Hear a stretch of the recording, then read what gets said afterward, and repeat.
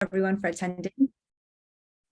And a special thank you for Professors Suzanne, Judith, and Paul for giving us your time today to really share your insight and feedback. As you all know, the process for navigating job search is not easy. In fact, it can be extremely overwhelming, as I have encountered firsthand. And I really wanted to open up the floor for each of our panelists to describe sort of that holistic experience and really focus on areas that you think you could contribute most to. But it starts way before you graduate. It starts when you're, even ABD status, thinking about the research you want to submit for publication. It goes on to thinking about whether or not postdocs are worth it, or fellowships. What does adjuncting do to your resume and to your future career potentials?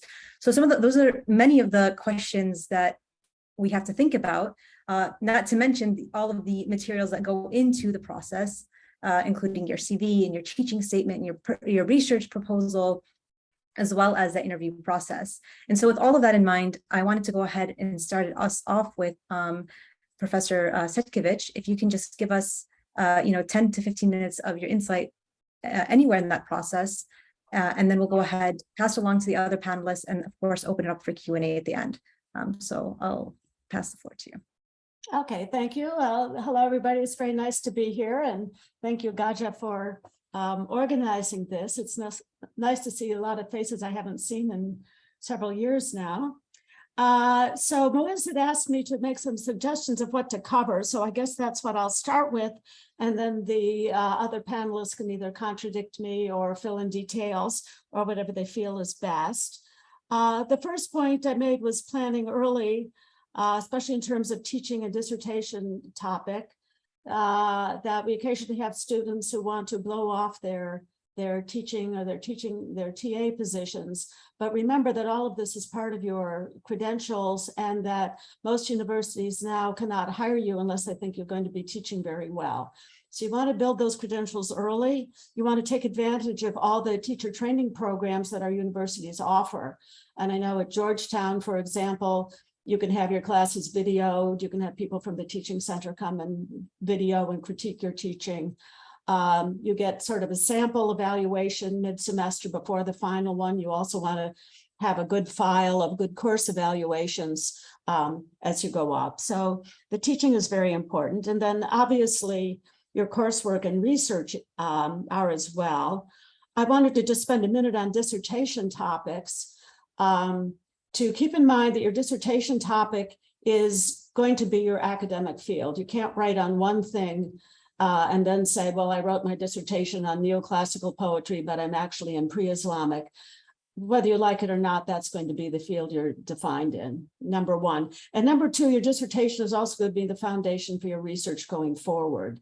So work carefully with your advisor and your committee so you get something that fills those that satisfies those requirements. And the other thing I would say about the dissertation, and I have a note here someplace, yes, it's to keep in mind that it's going to be your foundation going forward. And I would add, this is a discussion I've had with Judith previously. Also make sure that you fit into the field you're going into. If you're in a field that's very disciplinary, for example, anthropology, don't imagine you can just write on an anthropological topic and be accepted for a job in an anthropology department. They're going to want you to be from an anthropology department. So make sure things fit. And literature at the opposite end of that is kind of spreading out to general cultural studies and things that would have seemed very odd topics at one point seem to be part of the general mix these days. So make sure you get a good idea of that early as you're picking a dissertation topic. The next thing I had was building research credentials.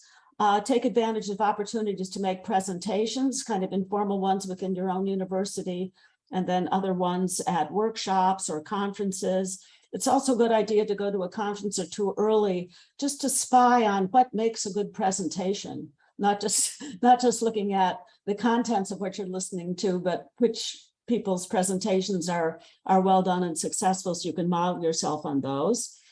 You should try, if possible, to work up something toward publication before you finish. It's not always possible, but if that can be done, it's a good idea.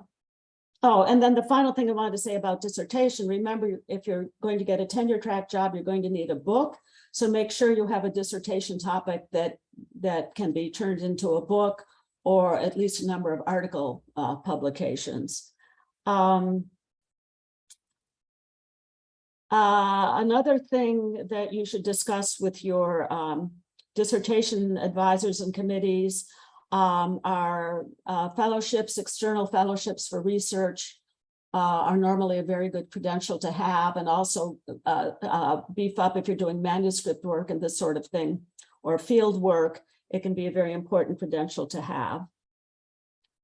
Oh, and then remember also that particularly for tenure track jobs, many jobs now still will require one book plus a number of articles, some jobs for tenure, and then other places now want a second book for tenure with the idea that your dissertation you were helped on by all your advisors, and they sometimes want a second book to show that you can really do something on your own. In any case, by the time you come to a job interview for such a position, you should be able to discuss what your next project is going to be. Even if you just barely finished your dissertation, but they want to see that you have some kind of research agenda or research trajectory in mind, because that's what they're going to need you to produce to come up for tenure. And you'll definitely need a book at almost every place. And then also they often want several publications, several article-length publications that are directed toward another research project beyond your dissertation. Another topic that Tasneem already brought up that I'll just address quickly is the issue of postdocs and non-tenure track positions as opposed to tenure track positions. I think most of us would love to just step from our dissertation into a tenure track position. It sometimes happens, but I would say the majority of the time it doesn't happen. And it seems to me, in what I've seen lately, it's much more common for people to do a year or two on some kind of fellowship or postdoc, or maybe a temporary teaching position before they're really competitive for tenure track positions. And a lot of it is just luck of the draw of what positions come up in a particular year. Of those, I think if you're really committed to go into academia, a postdoc is your best bet, especially the ones that have a light teaching load, like one course a semester or something, plus your research project, because that way you get teaching credentials as well as research credentials. The only thing to keep in mind is that when you're being looked at later for a tenure track job, they want to see that you've turned this postdoctoral research into publications or things almost ready for publication. Because what committees are nervous about hiring for tenure track jobs is this person going to have the publications for tenure when they come up for tenure? And if it doesn't look promising, or if you've had a couple years of postdocs but haven't produced much, their question is going to be, well, if they can't produce publications when they have all this research time, what are they going to do in a new teaching position? The thing to avoid if you have long-term interests is teaching positions with very heavy teaching load, because you'll end up just kind of getting behind in research and be less qualified after a while rather than more qualified. So if you have a choice, the best choice is a postdoc. And sometimes, even in cases of people getting a tenure track position, if you get a postdoc as well and can put off the tenure track position for a year, if they'll hold it for you, it can be a very good idea to get a year of research under your belt before you start full-time in a tenure track. I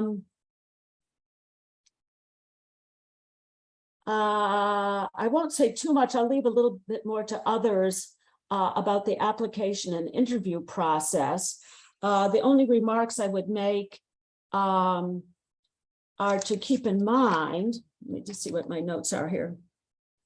Oh, keep in mind the job ads are, number one, the ideal candidate for the job that may not exist. And number two, are often put together by committees who have different wishes and desire for the candidate. So don't feel that you have to be a perfect fit to apply, but if you have good credentials that fit at least a good part of it, you should probably go ahead and apply. And again, you might want to talk to your dissertation advisor or something about that, but don't feel that you have to be the perfect candidate because such a candidate might not exist. I think the materials are fairly straightforward that you have to prepare for that. Do remember at the job interview, if you've gotten to the interview stage, you've already pretty much got their credentials. And what they really want to see is whether you're the type of person they want to work with. Are you personable? Are you a good fit? And remember also at the job interview, you'll probably be meeting with undergraduates, graduate students, that sort of thing, as well as faculty members, and that the students are often consulted on what they think about the job candidate. So make sure you're sort of, as you go into an on-campus interview, that you've got something to say at all different levels, that you have some kind of spiel prepared for what you might say to students and how to interact with them, what you might say to graduate students, as well as your potential fellow faculty members and deans. And then also make sure, one other thing I would add is in your job application letter, this is something you should discuss as well with your dissertation advisor.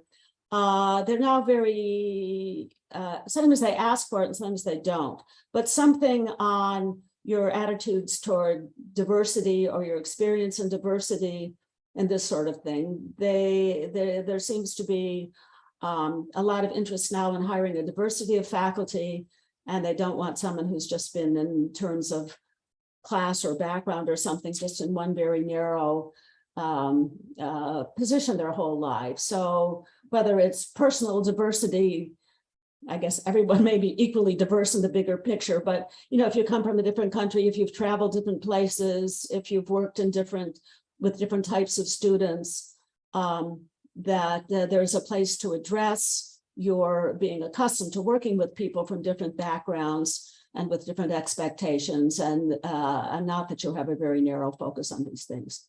So that's at least to introduce the main topics, and I'll leave it to my colleagues to fill in or to fill in or contradict as they see fit. Thank you. Awesome. Thank you so much. You covered a lot in quite a short time. I did want to ask one follow-up question. I'll do the rest for our panelists. And I want to remind everyone that you can start sending over your questions either privately to me or on the chat that we'll answer at the end. But one question you had mentioned was, applying where there's a fit, essentially that if you're coming from an anthropology department, that you're going to likely fit in other anthropology departments, if I understood correctly.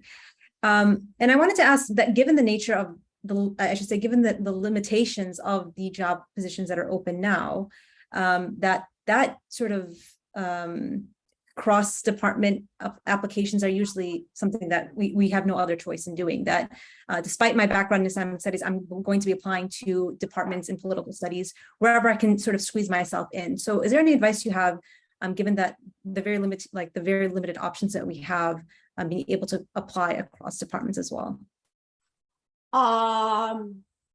Well, I would say maybe Professor Porter can answer this better, but all I'm saying is there's some disciplines that are very focused on having that disciplinary background, like field work and statistics and such things. And there are other fields that are much more open, sort of, if you have literature and cultural studies, it can be almost anything. If you have Islamic studies, it can be without a particular disciplinary focus. So the thing is to look at the job and find out beforehand. Political science departments can kind of go either way, for example.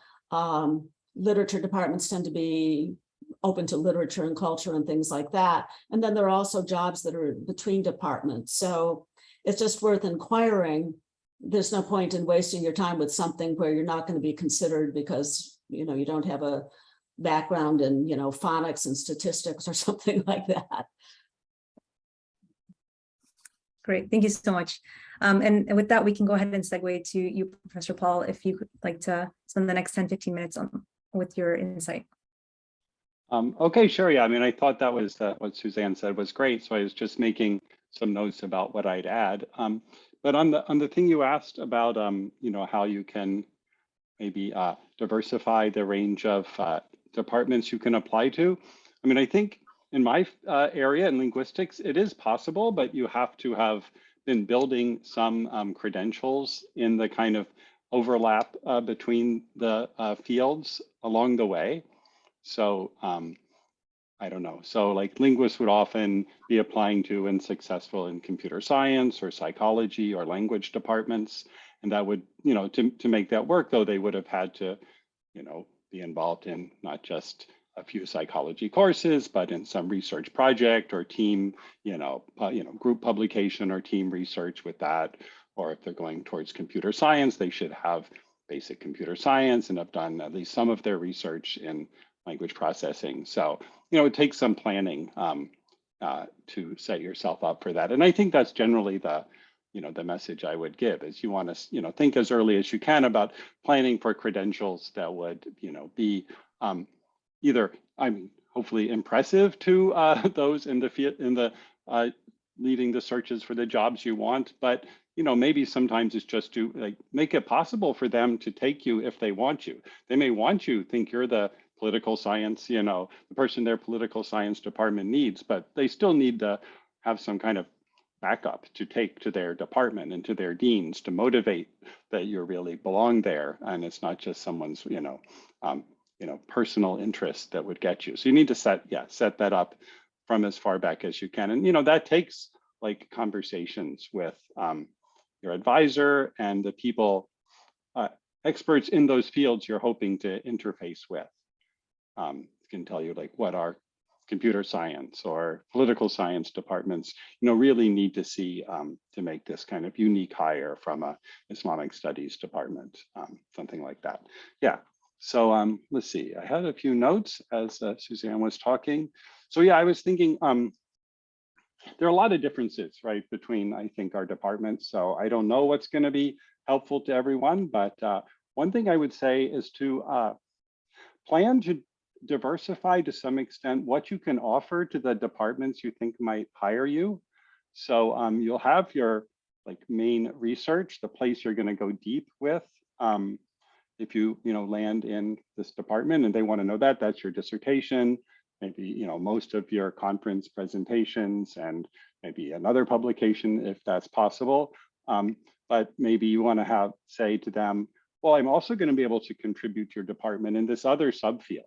Like for me, it might be I do semantics, but I can teach some syntax. I can teach undergraduate phonology. I have some methods courses I could teach, field methods or something in statistics. And I have enough, credentials in my file to say I can really do that well and convince them that's right. Because a lot of the time we are hiring one position where we want and we really think we need two, or we're hiring two where we think we need four. So we're going to try to be covering some other need of the department to some extent for a while with the first person we get in the door, hoping to hire up in syntax or in field methods or whatever it is later on, but we don't want to let those parts of the program die. So I don't know if there's something analogous to that in you guys' field, but I imagine there could be some period you can teach at least basic courses in the poetry of, even while you're teaching your seminars on something else. That's really your main area. So that's one thing. From my experience, you really do need to publish something before graduation to be competitive. Now, in my field, books are, in all of linguistics, really books are not that necessary. You can easily get tenure without books. It's all about articles. So I'm thinking from that perspective, and the way I talk about it may not be accurate, precisely for the situation you guys are in, who are, in a book-oriented field. But yeah, I think you do need to publish some kind of journal article, at least have it accepted before you're going on the job market, or you won't be competitive. So that should be the target, the goal. what else I want to say? You do need to be going to conferences, workshops, summer schools, and the like throughout your graduate career.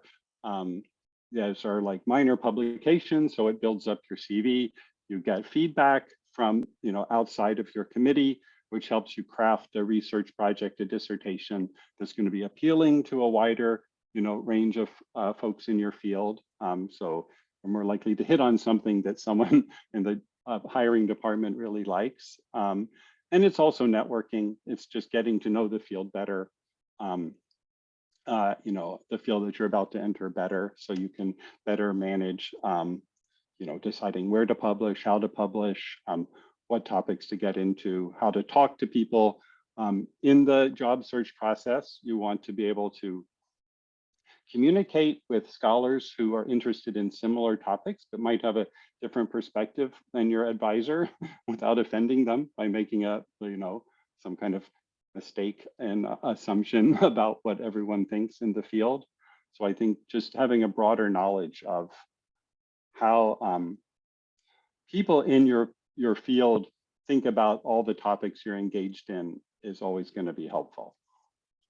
Let's see. Oh, I think you want to go to all the talks at Georgetown and around the Washington area that you can. I mean, besides going off to conferences when possible, just to, again, meet more people in your field. Maybe those are chances to learn something that helps you negotiate the, application process better. Maybe it's, someone you can get word about, what's really wanted at a job that you want to apply to later down the road. You make friends with some assistant professor at Columbia, then you say, should I apply to this job at Columbia? You can write to them and find out, is it really for you and what they're really looking for. So build that network very easily by just going to lunch with folks who come to, give a talk at Georgetown or at GW or Maryland or what have you. Let's see, when it comes to teaching, again, I think you want to really think about how to build up your credentials in teaching. So the Candles workshops, I think, is a really important thing to do. I don't know how much they actually help to the teaching. I think they do. They help at the beginning. They help you really get started as a teacher. But I think that, when you're looking for a job, having those certificates is a nice thing. It kind of gives some confidence to hiring committees that you'll be a decent teacher. In our department, we have a whole sequence we take students through. So they TA before they can teach on their own. They TA, then they teach in a pair of students teach a course together, teach Intro to Language, our undergraduate intro together. And then after that, if they were good as a co-teacher, they might get to teach solo in kind of a second tier course in our department. So I don't know if you have a program like that in your department, but if not, you should try to imitate it as well as you can. Build up experience in easier roles before you're really left to take full charge of a undergraduate course with 20, potentially annoying students in it, by yourself. So that I say, let me look at my notes. On this theme, as you're developing your profile and as you're applying, think about what you might have to offer these undergraduate students at these institutions that you're applying to, other than the courses that you would teach them. Like, do you have other skills that you would bring that would really enhance the education of these young students? Like, is there a lab? I mean, I'm thinking from my field, let me look at my notes here. Like, yeah, is there any kind of lab work or undergraduate research you can run? Any kind of club or organization that you could connect with to, bring excitement to the Arabic department at the school you're applying to, whatever, things like that. Do you have a, some kind of community connection in this place that you could leverage for, making the education outside of the classroom of students better? So there's that. I'm getting to the end here. Always, I want to say, of course, research the places that you're applying to. Different schools have different balances of research and teaching and what they're looking for. You have to find that out so you can make your profile appropriate when you do the application. Get to also to know the department that you're applying to, so you can see, you know, would you be the lone person in your field? Would you be together with one other person in your subfield? And if so, is that someone who's, you know, you kind of agree with in terms of research ideas, or someone you'd be complementary to, or what, you know, what have you? Just find out and think about it so you can craft your approach to them in a way that is, you know, productive. They can see why having you there would be productive. Let's see.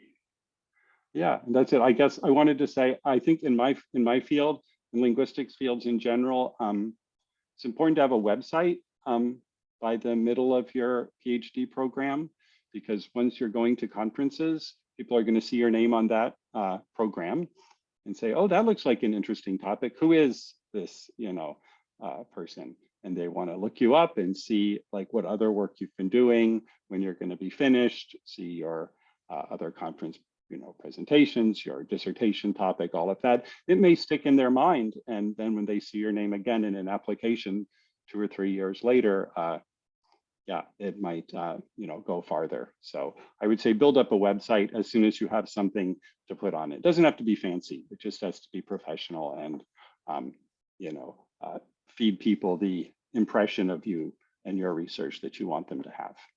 So that's my thought. Awesome. Thank you so much. You shared a lot to reflect on. For the sake of time, I do want to transition to our last panelist, Professor Judith, and afterwards we'll go ahead and open it up for everyone for questions. Okay, thank you. Thank you, Tasneem, and thank you, Moez, for the invitation. So I'm also, like Paul, from a different department, so you have to kind of keep that in mind. I'm coming from history, and some things are the same probably, and some things are different, but I'm not going to always know which is which. But I will try and not repeat very much. I mean, a lot of the things that I would have said have been said, actually. And so you've gotten very good, I think, advice, both from Suzanne and Paul. I mean, maybe I'll just underscore a few things and then perhaps lead us into somewhat different territory. Yeah, I agree on the teaching, just kind of preparing your credentials, that the Candles workshops, you know, well, in my opinion, they're uneven, but I agree with Paul, they're very good on your CV. So, I mean, they really signal to the people hiring that you take teaching seriously, that you have cared about it long-term, and that you have been preparing yourself for this position. So I would really encourage you to take full advantage of what they have to offer. Also on the dissertation topic, I agree with everything that's been said. You choose it carefully. Many of you have already chosen it, if not written most of it, but you choose it carefully and you make sure that it's something you want to work on for a while, because it's going to be your first book, most probably. And also you want to, but you'll work with your advisor on this, you want to be sure that it is a topic that a lot of people in your field can relate to. I mean, find exciting, find kind of cutting edge. It puts you into conversation with something that is deemed as important in your field in the present, right? So it's not just about filling a lacuna, although there is so much value in that, but it's also about sort of getting into the kind of exciting and important discussions, the intellectual discussions that are going on in your field. So just something to reflect on as you're shaping the topic. When it comes to publications, I would say, as with linguistics, it seems also with history, we do encourage our students to have written, published an article or two before they finish. And often these articles can come out of seminar papers. That's as you take a seminar, you can really think strategically about, can you get a publishable paper out of this, out of the long research paper you're doing? And if so, where ideally would you want to publish it? And you can work with the faculty member who is teaching the seminar on that issue, if you make it clear that this is one of your goals. We recommend usually that you try strategically to publish maybe one article in a journal that is very kind of field specific, and perhaps more specialized, and then try to publish a second one in a more, general kind of field. I'm not quite sure what that would mean in terms of your variety of fields that you have in your department, but in history it might mean, okay, I do gender history, I'm going to publish one article in a the Journal of Middle East Women's History, but I'm going to try to put my second article in a more general history journal if I can. So just those are our some of the considerations that we have. Of course, everything that's been said about going to conferences, about trying to meet the people who are in your field, I just would second all those ideas. So when it comes to what you should apply for, I think this is not easy to decide, actually. I mean, the job application process, it is taxing. It is taxing in terms of your time and in terms of your emotional energy. And even though you prepare your materials and you will have materials on hand, every job's a little different. So you have to probably put your heart in each application. So having said that, I do think you have to be somewhat thoughtful about whether or not you're going to apply for a position, right? And several considerations might come into play. I mean, one of them is the field consideration that has come up here. And this is a hard one, I think. I mean, I've taught a number of students from your department, all wonderful students, by the way, but they don't have the history credential, right? So they have not, quite frankly, been very successful in getting jobs that are fully placed in a history department, even though, in my opinion, they would have been fine there, right? So it is an issue, and I think it's an issue that we shouldn't, that we probably can't underplay. I mean, at least it's an issue for history departments, it seems, and I'm not sure about other departments. So how do you work with this? I mean, there are some ways. I mean, if you're going to do it, I mean, you might decide, but my heart is really in that discipline, even though I don't have the formal credentials of having graduated from that disciplinary department, I still feel that I belong to that discipline. So you could give it the college try. And one way to do that would be to make sure that your recommenders understand the issue and understand the problem, and ask them if there's some way in their letters, can they speak to the way in which you've been prepared and through courses you've taken. I'm using the history example, but through courses you've taken in the history department, through faculty in the history department you've studied with, that you have really prepared yourself as a historian, even though you don't have that the final credential of having graduated from the history department. So, and of course you make your own case too in your application. You don't just leave it up to your recommenders, but your recommenders really need to be on board with this in order to kind of give it the heft that you're going to need in this case. So that's what I would say about field and choosing whether or not, I mean, because job applications are difficult, you want to make sure you're a plausible candidate, right? I mean, I've seen students waste a lot of their time and energy applying sort of scattershot, oops, sorry about that, scattershot to everything that they think might possibly work for them. I have not seen that approach succeed, I must say. So I do think you want to have a fairly high level of confidence that that you're a plausible candidate for this position. One of the ways to get that confidence is to do some intelligence gathering, and you want to do this intelligence gathering both to decide if you want to apply to a particular position, and also if you do decide to apply, you want someone maybe to draw attention to your application. So you want to speak with your advisor, find out if they know anybody at that in that department, at that institution. if their colleagues know someone, and so that inquiries can be made, on your behalf. And then if you do decide to go ahead and apply, it is often very helpful to have someone draw attention to your application. If I have a colleague in a particular history department and one of our students is applying, I will contact that colleague and I will say, wow, we have this great candidate applying.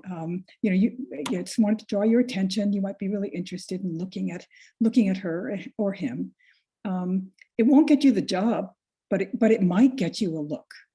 Sometimes these places are dealing with 100 applications, and just a kind of word from a colleague might encourage someone to look seriously at your file. So you do want to. In our department, in history, in any case, we often put the word out, so-and-so is applying to, this place. Does anybody know a colleague there? And that can be useful. That can be useful. I agree totally with what has been said about postdocs. Postdocs are probably the best direction you can head in when you first finish. Because first of all, as has been pointed out, it's unlikely you're going to get a step right into a good tenure line position. It just hasn't been happening in recent years. I think the supply of good people is robust, and also good people who have had postdocs, right, or who have been teaching in other places, etc. So. But a postdoc enables you, hopefully, to do some teaching, light teaching load, but also to really advance your research, and makes you a much stronger candidate. And I think increasingly, most places want to hire someone who is finished, who they know is finished, and who has gotten their degree. It's happened a few times in recent years that someone's gotten a degree right out of the gate, but generally not. So I would encourage you, if particularly in that first year, to apply widely for postdoc positions in particular. And then I think it was Suzanne who raised the question of the issue of getting kind of stuck in a position that is heavy, it has a heavy teaching load. And yeah, I do think you want to be careful about that. Although, it's a hard call, because it's always better to be applying for a job when you are somewhere, right? When you are established, I'm teaching here, or I have a postdoc there. That's always a better position to be in, actually, when you're making your application. Let's see.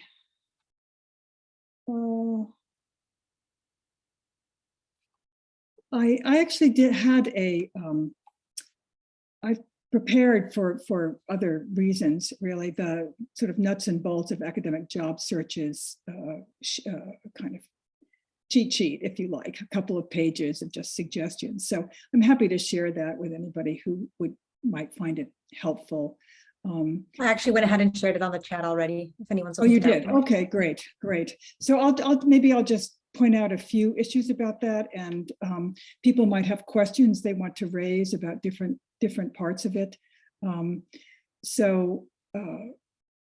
It basically goes through the sort of issues of the cover letter and the CV and the letters of recommendation and so forth. On those letters of recommendation, I'm just drawing on what I've seen, perhaps what has worked and what hasn't, right? I would say sometimes people feel that they really would like to get letters from big names in the field or senior scholars and so forth. It doesn't really help very much unless the person really knows you or has taught you, can speak in substantive terms and so forth, and then it can be helpful. The other issue is, and sometimes, are you asking your recommenders? Ordinarily, you need 3 recommenders. Are you asking them to write an individual letter for each job? So certainly your mentor should do that. There's no question in my mind, because you often have the option of just getting a generic letter that you store on Interfolio or something somewhere like that, and then you can just keep sending it when you make an application. it's not ideal, right? I mean, you need at least one of your letters to be really tailored to the position. As your cover letter is going to be really tailored to the position, so the letter of recommendation should be tailored to the position. And, there are ways of kind of slanting, or let's say not really slanting, but presenting you and your work in ways that make you a better fit for the position that's being advertised. So certainly your mentor will be willing to do that. And actually, maybe your other two recommenders will be willing to do that too, but they're not going to be willing to do it if you're applying to 30 jobs, right? They're going to be willing to do it if you've kind of identified a relatively reasonable number of jobs that you are a strong candidate for. So, and you can ask them, I mean, and don't feel you're going to tire them out. Sometimes I think people are a bit reticent. They think they're going to wear out their welcome with their letter writers. As a letter writer, you never wear out my welcome, the welcome with me. I'm always very happy to write. I think that's one of the most important things we do for you and with you and we're so happy when you get the position you want. So it's all worth it. And so do feel okay about asking, but just don't ask someone to do, as I said, 30 or 40 of them, especially for places that you don't really stand much of a chance, right? And then in this sheet, I also have ideas about how you should prepare. I guess the bottom line for all this is preparation. Prepare your application materials really well. Prepare for preliminary interviews, campus visits. I mean, you cannot be over prepared, right? And everything should be rehearsed in advance. And all your materials, get them reviewed by your advisor and by your colleagues too. I mean, the more eyes on your materials, the better, really. And so that would be, I think I would leave you with that as my kind of major piece of advice, is just to really make sure that the preparation is as thorough as you can make it. Thanks. Great. Well, I hope to think that all of us have advisors as generous as you are for the letters of recommendation, because I've definitely felt that way many times, that am I asking too many times, but it's good to know that sentiment exists. I do want to ask one question to all the panelists before I open it up, and that is something that I think you all hinted at to a certain extent, was this interim period post-graduation and sort of tenure track line. And some conversations that I've had is that in between, you might not have the luxury of having a postdoc or a fellowship or whatever it is that is ideal for you. And so you find yourself either in a heavy teaching load or even adjuncting or part-time lecturing, doing things on the side where you're trying to build both your teaching resume as well as your research resume. And so I've actually been told by colleagues in different departments that in some areas that actually looks detracts from your application, that you're sort of in this middle position in between the graduation and the full tenure track. So I've had colleagues in other universities who actually have delayed graduation for several years until they can up their application, just so they're not in that sort of limbo. And so I wanted to just open that up if you have any advice, if you find that sentiment is true regarding your own departments, and any ways to sort of navigate that.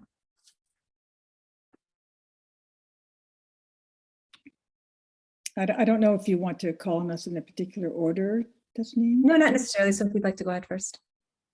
I mean, I would just say quickly, I don't think it detracts. I think it's expected, right? I mean, we all understand how the job market, academic job market works these days. And as I said, it's not that common for someone to get that tenure line job right off the bat. So, I mean, I've been on searches. I don't think it was ever held against a candidate that they had a year or two, or sometimes 3 of, some combination of,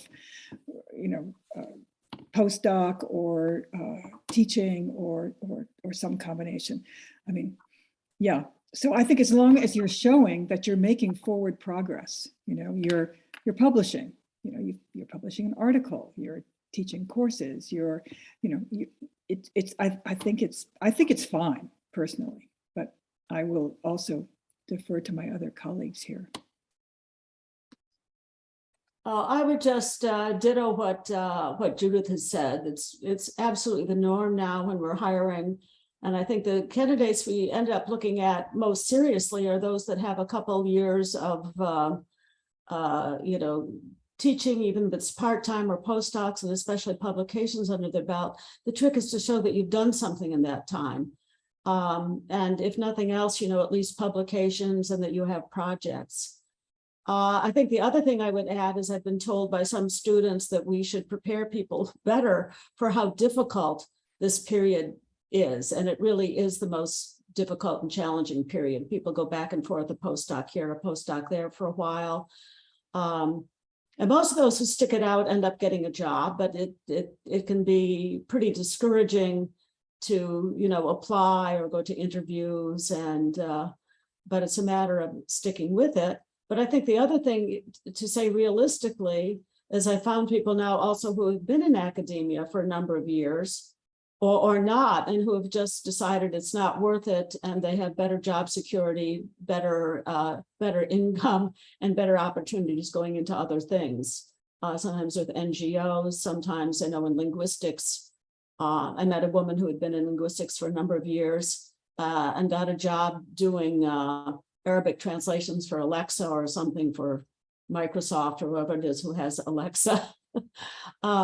So there are lots of other opportunities out there. But I know in my day, when I was just finishing, we had the same situation where is it better to, there were very few jobs in any field in academia.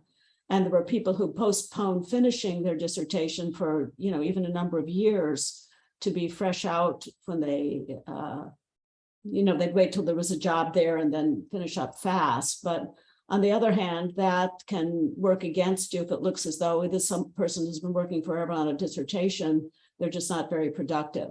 So I'm not sure. I think when you finish, you should finish and then be moving on to show that you can move on beyond the dissertation to other research projects and other activities. Yeah, I agree with everything, and in particular that as well. I think the last thing as well.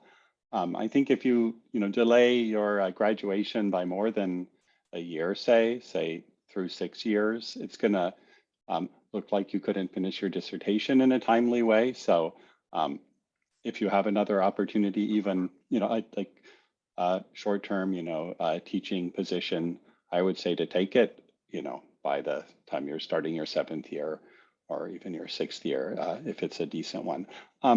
Yeah, and I guess I would say like the particulars of these short-term jobs or adjuncting combinations you're looking at really do matter as well. I mean, when you're deciding among them, some will give you more chance to publish. They're not paying you to publish, to do research if you're in a teaching position, but some departments or some universities are more understanding of the fact that that's what people in this stage of their career want to do and need to do to get where they want to go, and they try to make it possible.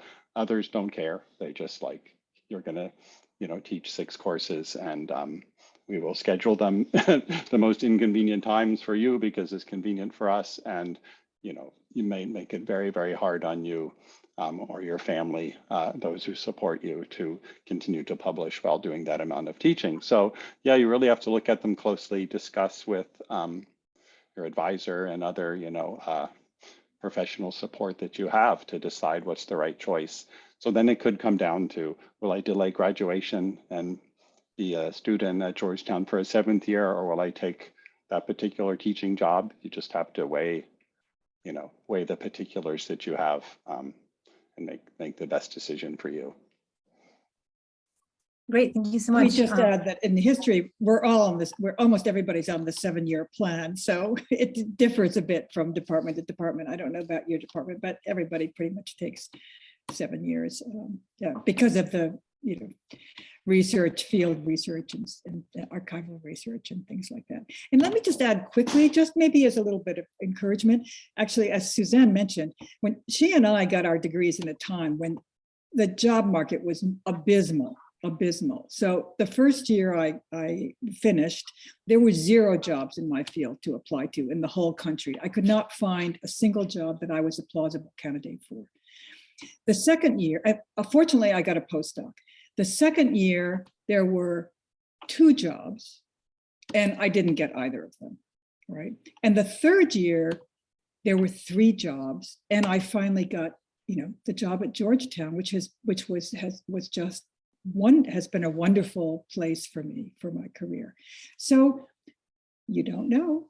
Patience might be in order, and the fact that I couldn't find a job for 3 years or for 2 full years didn't actually prevent me from getting a job in my third year out.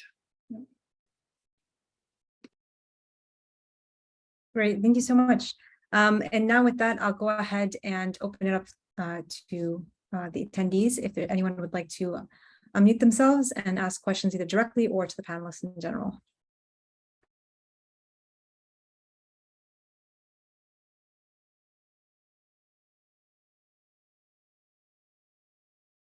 I can start off. So one question I had is, so how does the decision-making work when you're trying to hire a candidate? Like what goes on in the room of this committee when when you have to narrow down people and decide?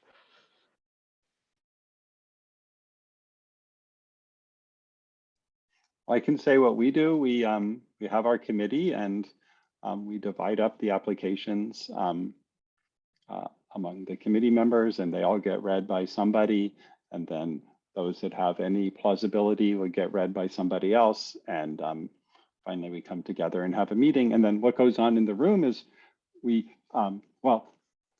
tried not to let people come in with a ranking, but just with a list of candidates there would be happy to hire. And these days, because of the supply of great young scholars coming out from programs all around the world, there are always plenty.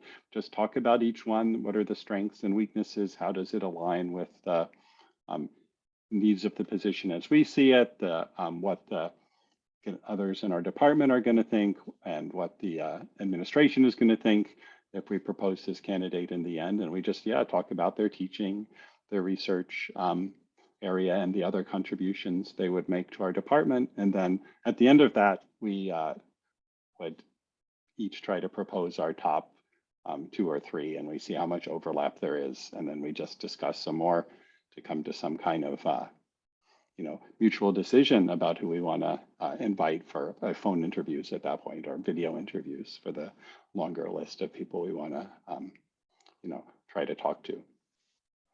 Is that the kind of level of detail you wanted?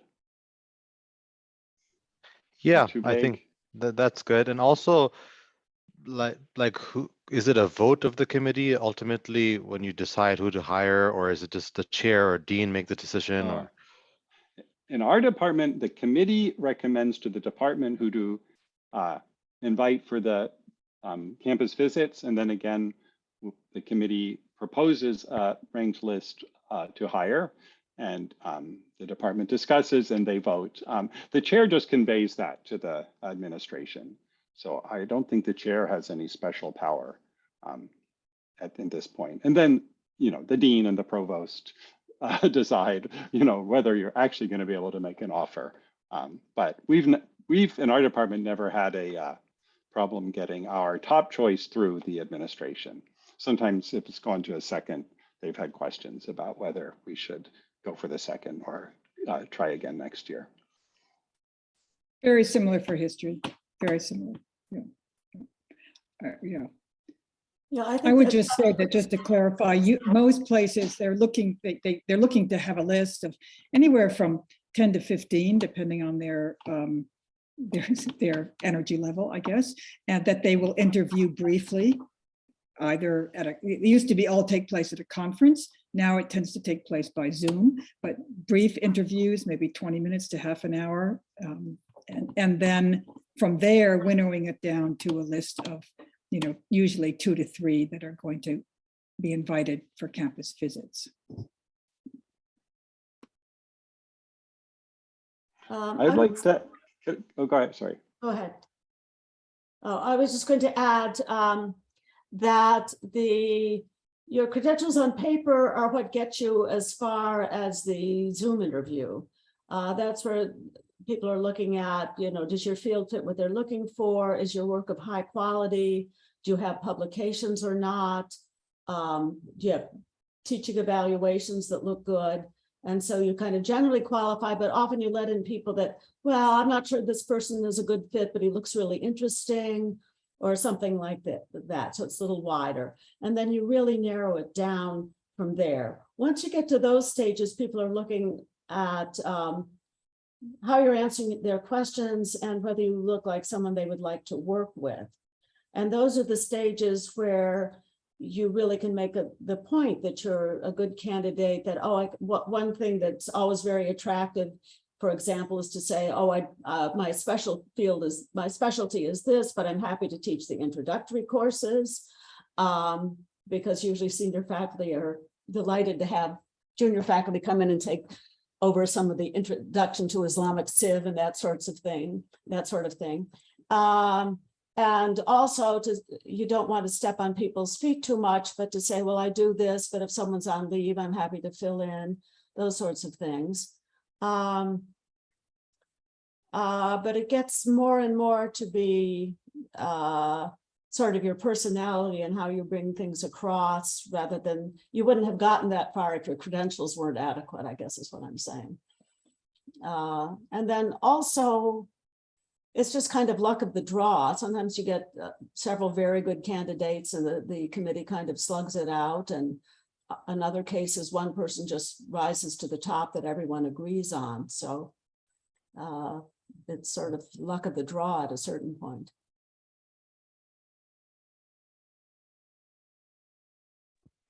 Great. Professor Paul, did you want to add something?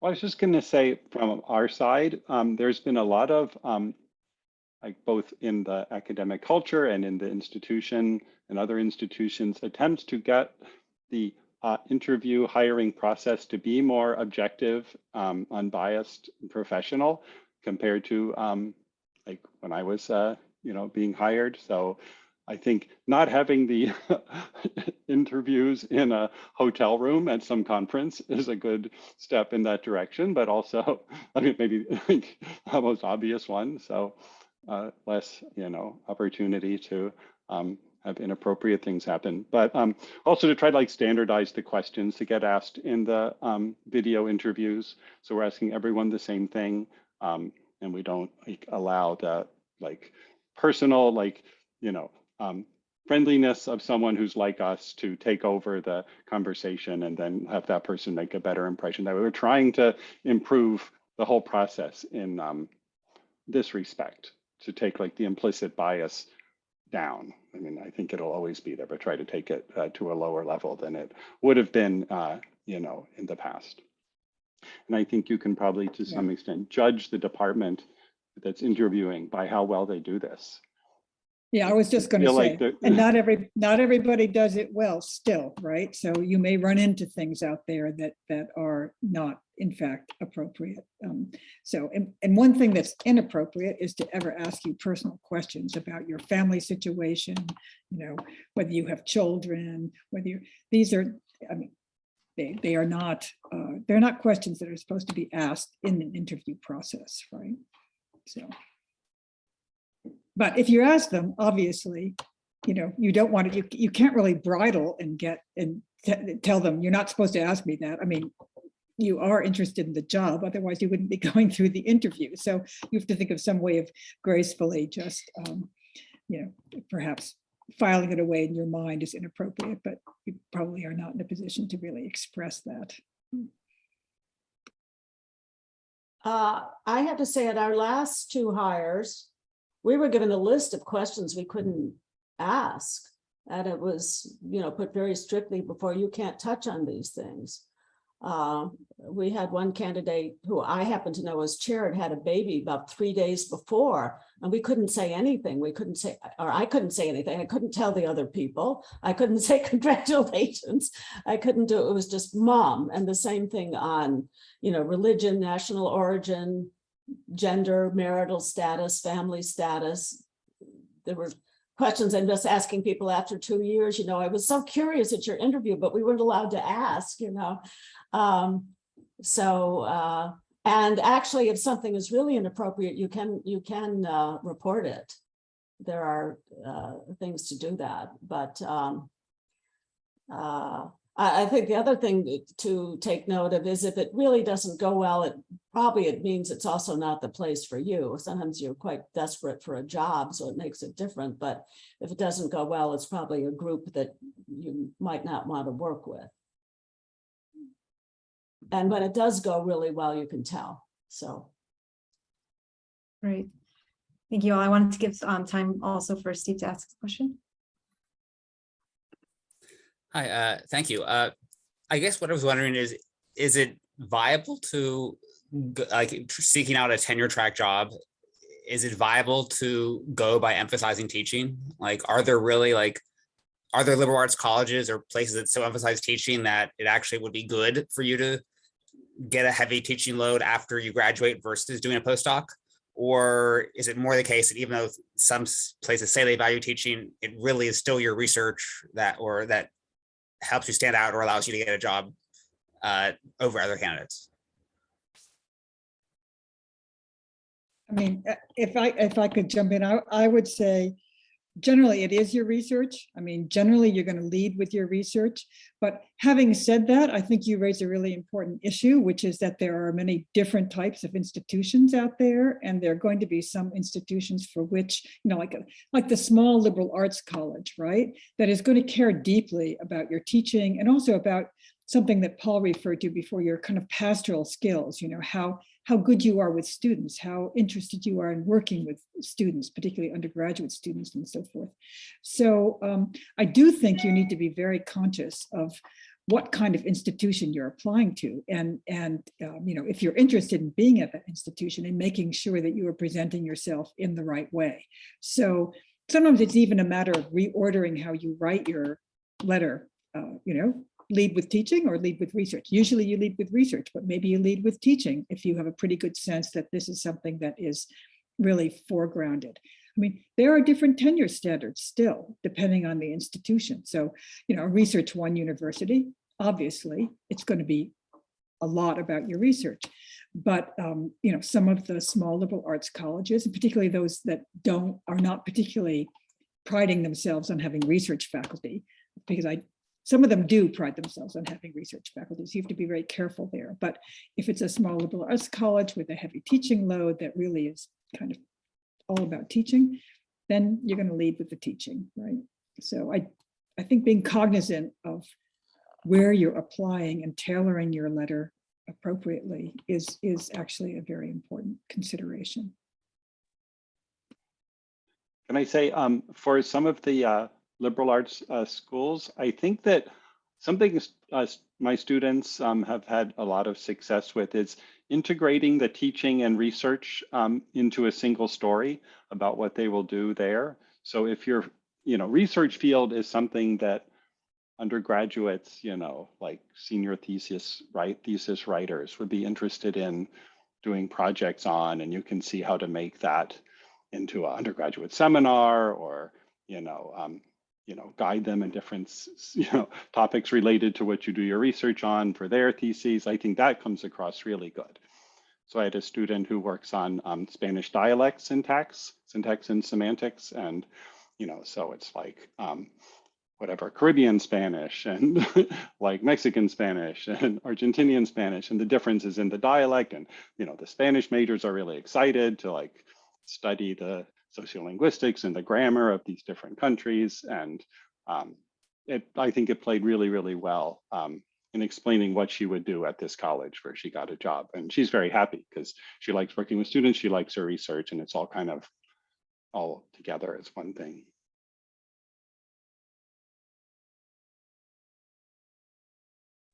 Great. Any other comments? If not, we will reopen the floor for any questions. I have a whole list, so we can keep going, but I really do want to give the opportunity for everyone here. And just a reminder that I did share the PDF for the nuts and bolts that Professor Shecker put together, if you'd like to take a look at that and ask questions based on that as well.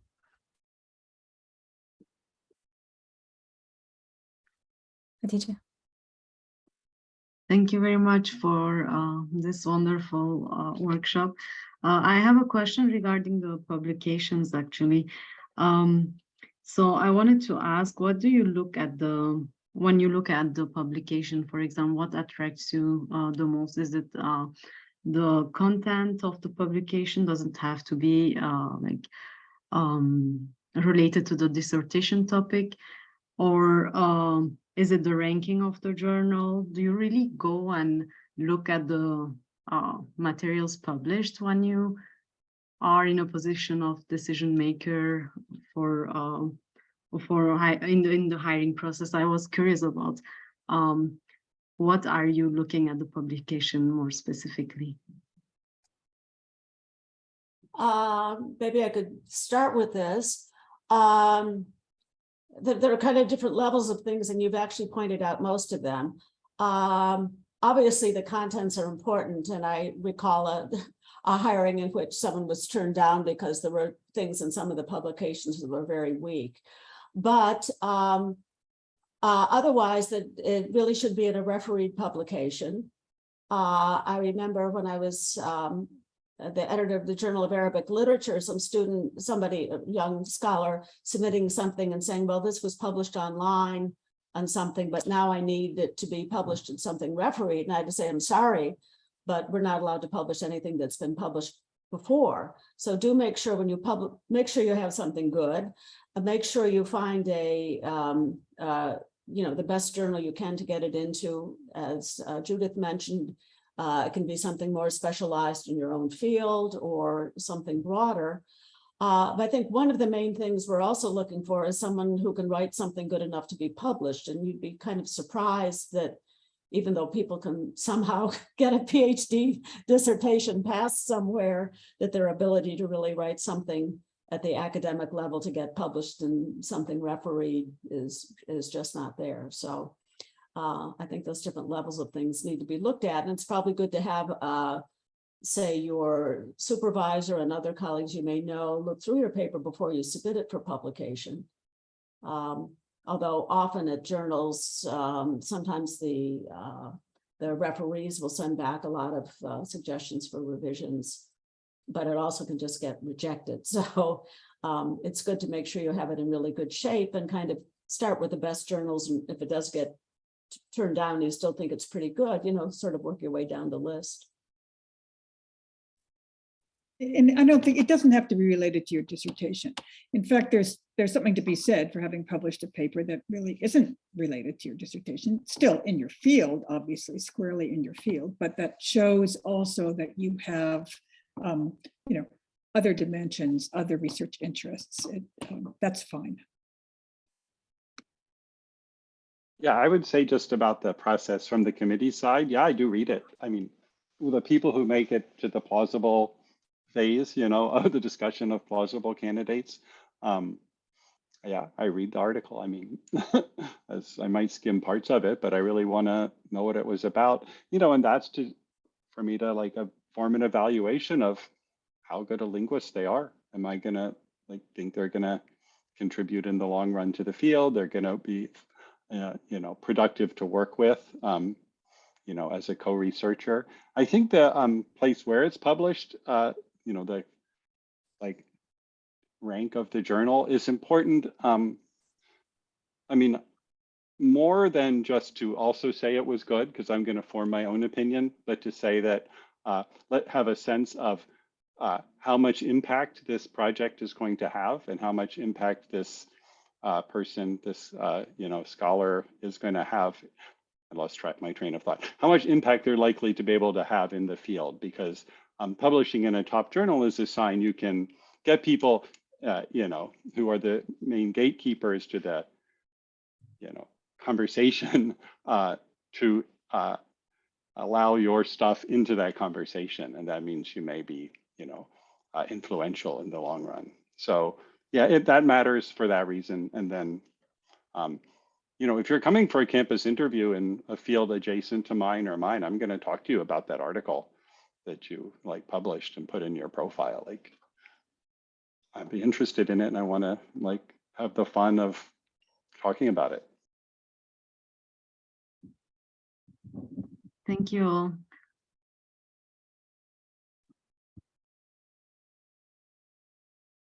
Just also a reminder, if anyone would like to send questions either directly to me or in the chat, is also an option. Any other questions? I have, in the meantime, as people are thinking, I have another question related to letters of recommendation. So generally you three are requested, and that usually is comprised of your advisor and probably members of your committee elsewhere. Do you guys have any advice in terms of building relationships in that pre-tenure phase with others that you're working with? Is it worth cultivating a relationship with the department director where you're teaching at, and specifically getting a lot of recommendation from them? Is it best to divvy it up in that regard with old acquaintances, new acquaintances, or sort of veer on the side of caution and stick with people that you've worked with longer and who know you better? So any, I guess, advice regarding the diversity of your letters?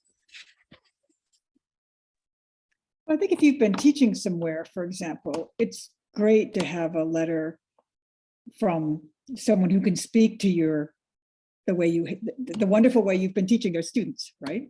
And that you'll know whether that's going to work or not, depending upon the kinds of experience you've had there, right? And so I think it's a judgment call on your part. Would this person be a good recommender and so forth? But it's definitely a plus to have just one letter that comes from your current employment. I think that's really value added to your dossier. I agree, and it's if you're in a temporary position that really wants to support you to get to the tenure line position, that's your goal, someone should be happy to do that. I mean, when we have our assistant teaching professors in linguistics, they usually come with a 3-year contract, and so they start looking in their second year, and I'm happy to, if they're in my field or adjacent, I'm happy to write them those letters because they're like, I don't know, they're in that, like I'm not their mentor, but like I'm invested in their success.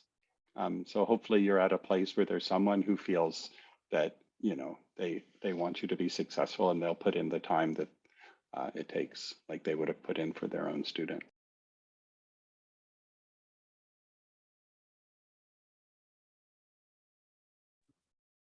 Great, thank you.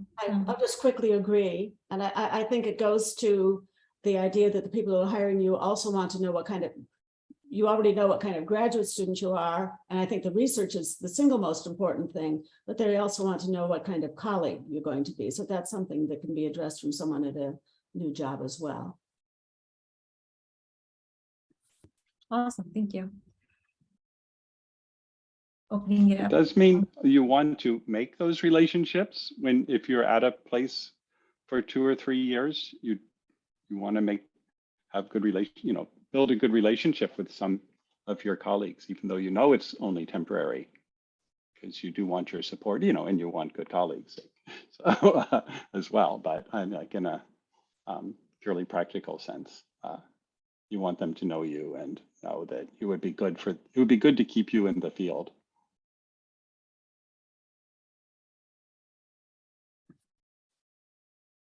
Awesome. Any other questions?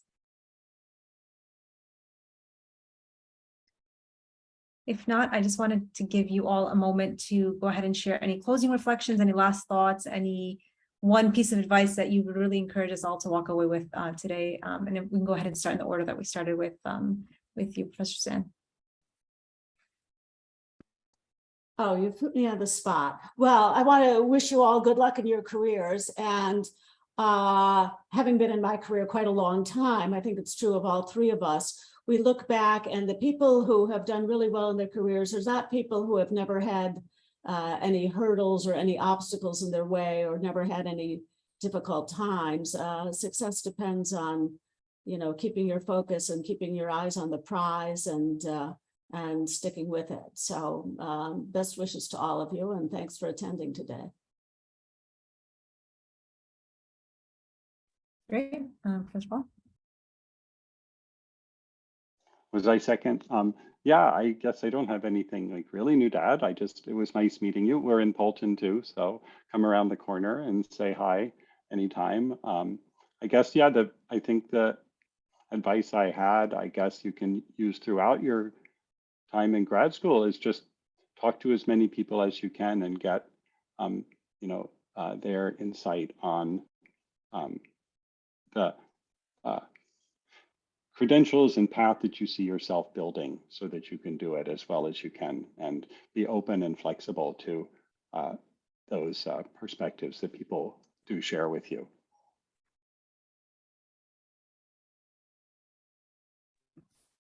And Professor Tucker, if you'd like to end us off. Yes, I mean, wonderful pieces of advice and farewells from from both Suzanne and Paul. And I guess I would just maybe underscore again the point I made about you can't be over prepared, and that an important part of that preparation is just working really closely with the people who are going to help you do that preparation. And just to remember that your advisor, the people you've studied with, and your colleagues, they're very much in your corner, right? And they want to be helpful, and so you should not hesitate in seeking out the kind of help you need, so that when you go into that interview or that visit or whatever, you are just as well prepared as you could possibly be. And patience, right? Yeah. Lots of patience, that's for sure. Yeah. Thank you so much all for your time, for those who joined us, and for our esteemed panelists.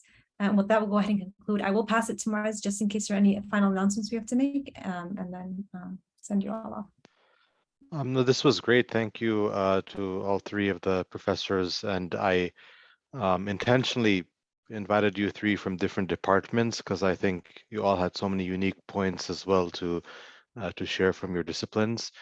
And we hope to have a part 2 of this event in the spring. But what we'll probably do for that event is bring in faculty members who just got hired in the recent 2-3 years and went through this process, just to see how things looked like on their end, and if they felt that, they could have done things a little differently here or there, and give some advice. So that way we'll have a full-fledged perspective of how to go about the job market. But to start us off, I'm really happy we had this event, and thank you, Dr. Tasneem, for being the moderator. And we will have this recording available later on if you'd like to re-listen to it if you happen to be closer to this process down the line, and also for those who couldn't make it. So once again, thank you, and I hope you all have a nice weekend. Take care. Bye.